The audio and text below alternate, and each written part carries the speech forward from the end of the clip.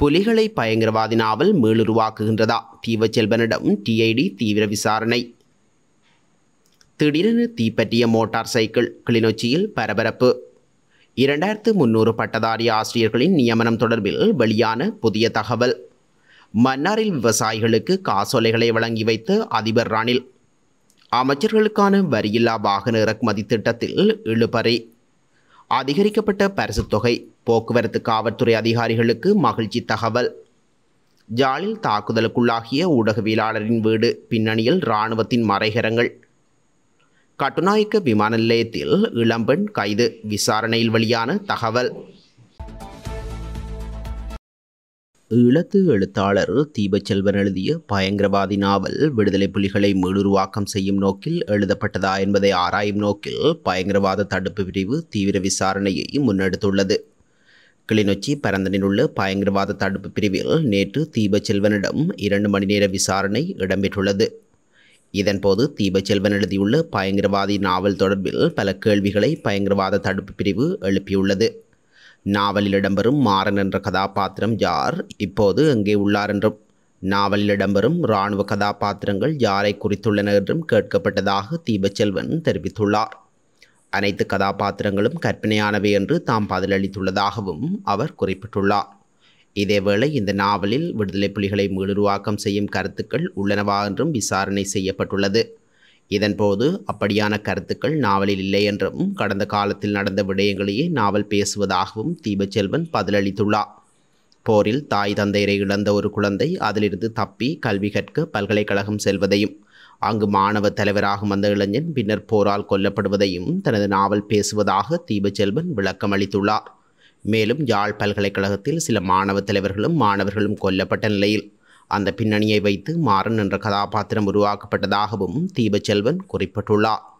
பிழையான இராணுவத்தினர் மத்தியில் உள்ள நல்ல இராணுவ அதிகாரிகளையும் விடுதலை புலிகளால் காப்பாற்றப்பட்ட இராணுவ சிப்பாய்களையும் பற்றி பயங்கரவாதி நாவல் பேசுவதாகவும், இதனை சிங்கள மக்கள் வாசித்தால் தமிழர்களை புரிந்து கொள்ள வழிவகுக்குமே தவிர இன வேறுபாட்டை ஒருபோதும் ஏற்படாது என்றும் குறிப்பிட்டுள்ளார். எந்த சூழ்நிலையிலும் கல்வி கைவிடாத மாறன் என்ற பாத்திரம் வழியாக இந்த நாவல் கல்வியை பேசுகின்றது என்றும், இனிவரும் காலத்தில் போரும் மரணங்களும் அழிவுகளும் இடம்பெறக்கூடாது என்பதை வலியுறுத்தவே இந்த நாவலை தாம் எழுதியுள்ளதாகவும் தீபச்செல்வன் தெளிவுபடுத்தியுள்ளார். கிளிநொச்சியில் உள்ள எரிபொருள் நிரப்பு நிலையம் ஒன்றில் மோட்டார் சைக்கிள் ஒன்று தீப்பிடித்து எரித்த சம்பவம் பரபரப்பை ஏற்படுத்தியுள்ளது. இந்த சம்பவம் நேற்று இடம்பெற்றுள்ளது. விபத்து தொடர்பில் மேலும் தெரிய வருவதாவது: மோட்டார் சைக்கிளில் எரிபொருள் நிரப்பிக் கொண்டிருந்த போது திடீரென மோட்டார் சைக்கிளில் தீப்பற்றியுள்ளது. இதனையடுத்து எரிபொருள் நிரப்பு ஊழியர்கள் விரைந்து செயற்பட்டு தீயினை கட்டுப்படுத்தியுள்ளனர். இந்நிலையில் இதுபோன்ற விபத்துக்களை தவிர்ப்பதற்காக பொதுமக்களை அவதானமாக செயற்படுமாறும் அறிவுறுத்தப்பட்டுள்ளது. எதிர்வரும் ஜூலை மாதம் முதல் வாரத்தில் 2300 பட்டதாரி ஆசிரியர் நியமனங்களை வழங்குவதற்கு தேவையான நடவடிக்கைகள் எடுக்கப்படும் என கல்வி அமைச்சர் சுசில் பிரேமஜேந்து தெரிவித்துள்ளார். பாடசாலை ஒன்றில் இடம்பெற்ற நிகழ்வொன்றில் கலந்து கொண்ட போதே அமைச்சர் இதனை குறிப்பிட்டுள்ளார். அந்த பட்டதாரிகள் அனைவரும் பரீட்சை முடிந்த பின்னர் நேர்முக தேர்வுக்கு தோற்றியுள்ளதாகவும் அமைச்சர் குறிப்பிட்டுள்ளார். அத்துடன் ரசாயனவியல், பௌதிகவியல், உயிரியல், சிங்களம், ஆங்கிலம், தமிழ் ஊடகம் மற்றும் தொழில்நுட்பம் மற்றும் வெளிநாட்டு மொழிகளிலும் பட்டதாரிகளுக்கு இந்த நியமனங்கள் வழங்கப்பட உள்ளதாக கல்வி அமைச்சர் சுட்டிக்காட்டியுள்ளார். கல்வியை டிஜிட்டல் மயமாக்குவது, கரும்பலகையிலிருந்து பெரிய திரைக்கு மாறுவது மட்டுமல்ல என்று குறிப்பிட்ட அமைச்சர், எதிர்வரும் ஆகஸ்ட் செப்டம்பர் மாதத்திற்குள் பாடசாலைகளுக்கு 2500 அதிநவீன ஸ்மார்ட் பலகைகள் வழங்கப்படும் எனவும் தெரிவித்துள்ளார். விவசாயிகள் விவசாயம் செய்தாலும் அவர்களுக்கு நில உரிமை கிடைக்கவில்லை என அதிபர் ரணில் விக்ரமசிங்க தெரிவித்துள்ளார். மன்னாரில் நேற்று இடம்பெற்ற இலவச காணி உரிமை பத்திரம் வழங்கும் நிகழ்வில் கலந்து கொண்ட போதே அதிபர் ரணில் இதனை குறிப்பிட்டுள்ளார். மேலும் மன்னார் மாவட்ட மக்களுக்கு 5000 காணி உறுதி பத்திரங்கள் வழங்கப்பட உள்ளதுடன் 442 காணி உறுதி பத்திரங்கள் நேற்று அதிபரினால் அடையாளமாக வழங்கி வைக்கப்பட்டது. இதேவேளை மன்னார் மாவட்ட விவசாயிகளுக்கு உரம் வழங்குவதற்கான பணத்திற்கான காசோலைகளையும் அதிபர் வழங்கி வைத்தார். கடந்த மோசமான காலநிலை காரணமாக மன்னார் மாவட்டத்தில் அழிவடைந்த விவசாய பயிர்களுக்கு விவசாய காப்புறுதி நட்டஈடு வழங்கப்பட்டதுடன் அப்பகுதி கடற்றொழிலாளர்களுக்கு மீன்பிடி உபகரணங்களை கொள்வனவு செய்வதற்கு நிதி ஒதுக்கீடும் வழங்கப்பட்டது. அங்கு கருத்து தெரிவித்த ரணில், கடந்த மாதம் வடக்கிற்கு வந்தபோது மன்னாருக்கு வருவேன் என உறுதியளித்தேன். மன்னாரின் அபிவிருத்திக்கான வேலை திட்டம் எம்மிடம் உள்ளது. வடக்கில் சுமார் 90,000 குடும்பங்கள் காணி உரிமை கோருகின்றனர். 45,000 குடும்பங்களுக்கு எந்தவித பிரச்சனையுமின்றி பத்திரப்பதிவு வழங்கும் திறன் கொண்டது.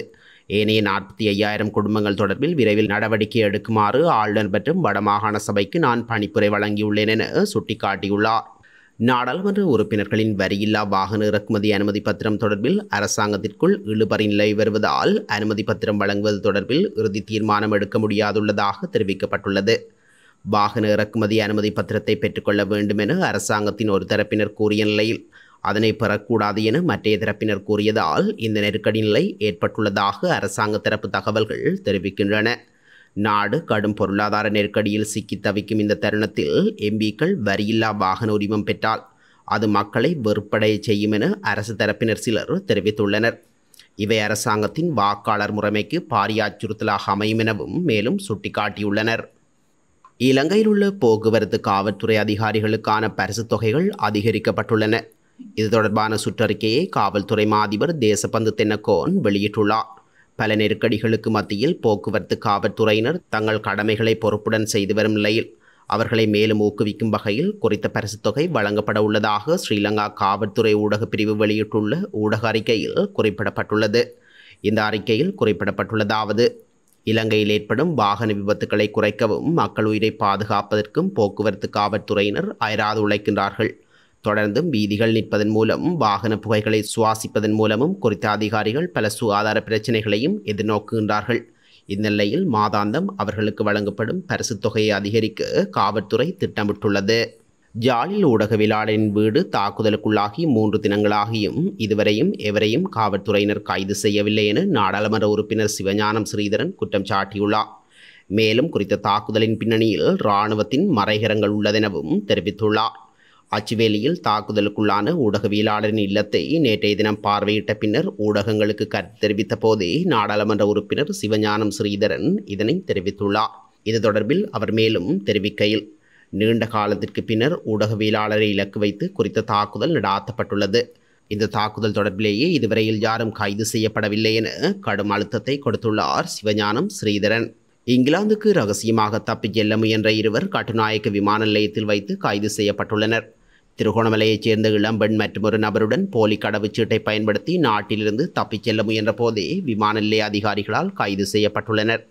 இந்த சம்பவம் நேற்றைய தினம் 8:25 மணியளவில் தோஹா நோக்கி செல்வதற்கு கட்டார் ஏர்வேஸ் விமானமான KR 655 செல்வதற்காக கட்டுநாயக்க விமான நிலையத்தை வந்தடைந்துள்ளனர்.